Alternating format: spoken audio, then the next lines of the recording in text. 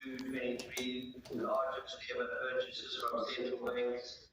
The question around the dollar, the continued indebtedness of the United States, seen debt growing at about $1 trillion every 90 days.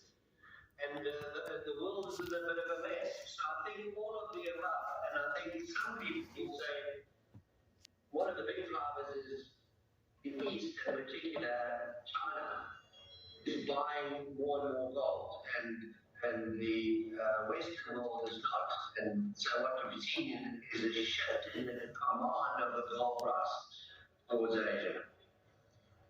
There's obviously been concern about sovereign debt around the world, but now we're sort of layering on top of that more geopolitical concerns. It's getting reflected, for example, in the price of crude today.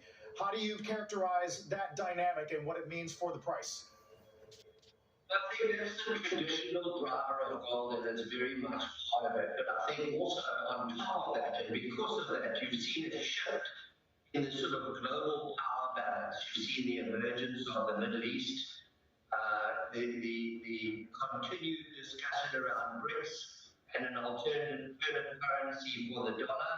And although that's got a long way to go, there's definitely sell down by central banks of their dollar reserves. And so de-dollarization is another driver. I think although some people like to believe the US economy is fit and healthy, I don't believe that's the case. And I think the whole Western world fiscal discipline is under question. And I think that's worries people, worries investors, and drives the sort of risk on sentiment towards gold. Why is China buying more and more gold? We've seen for the first time, you're going to answer that question, and the question, how come Russia has been able to evade these very, very strict sanctions and continue and survive? And so there's more and more transactions done in other currencies, and the Chinese yuan is one of them. We've seen a number of transactions in one, both in oil and other big trades.